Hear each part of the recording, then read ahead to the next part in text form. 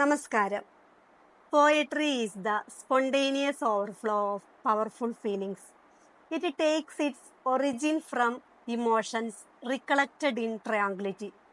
English സാഹിത്യത്തിൽ കാൽപ്പനിക യുഗത്തിന് തുടക്കം കുറിച്ച പ്രശസ്ത കവിയായ വില്യം വേർഡ്സ്വർത്ത് കവിതയെ നിർവചിക്കുന്നത് ഇങ്ങനെയാണ്: വികാരങ്ങളുടെ കവിഞ്ഞൊഴുകലാണ് കവിത എന്നും അതിൻ്റെ ഉത്ഭവം വികാരങ്ങളിൽ നിന്നാണ് എന്നും അദ്ദേഹം പറയുന്നു.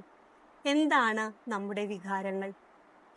സന്തോഷവും സങ്കടവും സ്നേഹവും വിദ്വേഷവും പ്രണയവും വിരഹവും ദയയും അനുകമ്പയും എല്ലാം നമ്മുടെ വികാരങ്ങൾ തന്നെയാണ്.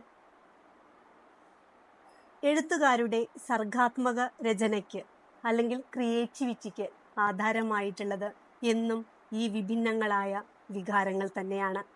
അതിൽ തന്നെ സ്നേഹത്തെ വാഴ്ത്തിപ്പാടാത്തവർ അപൂർവമാണ്. തൻ്റെ സർഗാത്മക യാത്രയിലുടനീളം സ്നേഹബന്ധത്തിൻ്റെ വിചിത്രങ്ങളായ തലങ്ങളെക്കുറിച്ച് പറഞ്ഞ ഒരു എഴുത്തുകാരിയെയാണ് ഇന്നിവിടെ നിങ്ങൾക്ക് മുന്നിൽ പരിചയപ്പെടുത്തുന്നത്. ഡോക്ടർ സുജയ, പാലക്കാട് മോയൻസ് ഗേൾസ് ഹൈസ്കൂളിലെ മലയാളം അധ്യാപികയായ ഞങ്ങളുടെ സ്വന്തം സുജയ ടീച്ചർ. കഥകളും കവിതകളും എഴുതുന്ന ടീച്ചറുടെ പ്രസിദ്ധീകരിക്കപ്പെട്ട 2 കൃതികൾ കഥാസമാഹാരങ്ങളാണ്. ഓരോരുത്തർക്ക് ഓരോരോ ന്യായങ്ങൾ, ചിലപ്പോൾ ചില നിശബ്ദതകൾ പറയുന്നത് എന്നിവയാണ് ആ 2 കൃതികൾ.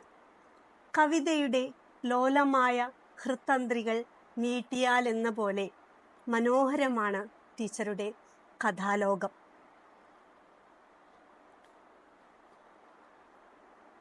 കണ്ണടച്ചിരിക്കുമ്പോൾ ഒരു മയിൽപ്പീലി വന്ന് കവിളിൽ തഴുകി അകലും പോലെ, ആരോരുമറിയാതെ ഏറ്റവും നിശബ്ദമായി ഒരു പൂ വിരിയും പോലെ, ബന്ധങ്ങളുടെ കെട്ടുറപ്പും അതിനടിയൊഴുക്കായി നിൽക്കുന്ന സ്നേഹവും എന്നും ഏറ്റവും ഹൃദ്യമാണ്.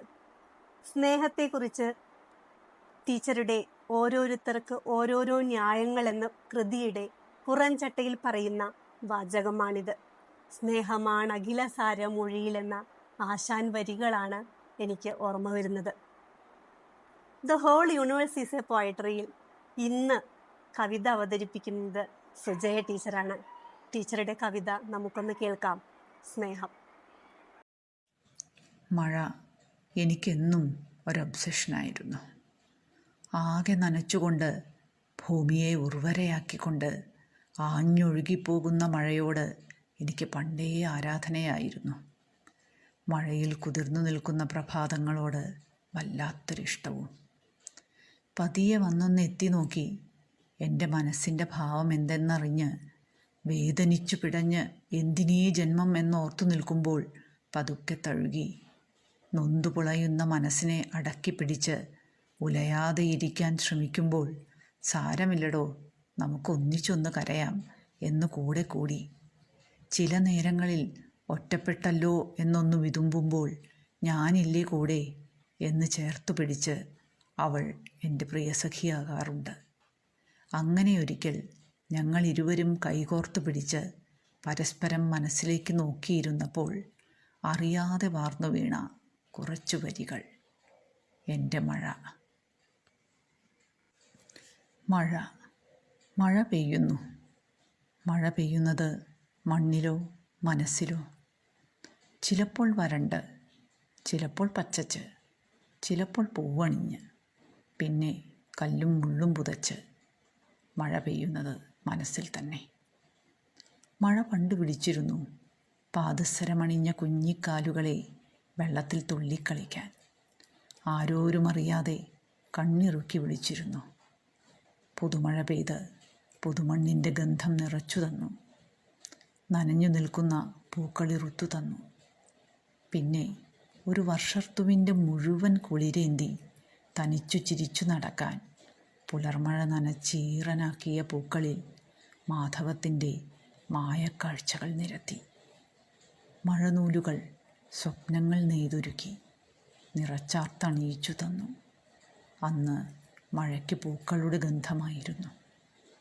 പിന്നെ നിശബ്ദമായ ഒരലമുറ പോലെ പെയ്ത് നഷ്ടങ്ങളുടെ ആഴക്കടൽ കാണിച്ചു തന്നു. രാമഴയിൽ കുതിർന്ന നിലാവ് പോലെ ശാന്തമായി പെയ്തൊഴിഞ്ഞ് സാന്ത്വനമായി. അപ്പോൾ മഴയ്ക്ക് ചന്ദനത്തിൻ്റെ ഗന്ധമായിരുന്നു. ഉൾത്തുടിപ്പനങ്ങാതെ നിൽക്കെ പെട്ടെന്ന് കൈവിരലുകൾ കവർന്ന് ഒരു പെരുമഴയായി തിമർത്ത് തുണയായി വന്നു. പുഴയായൊഴുകി കടലാഴങ്ങൾ തേടി.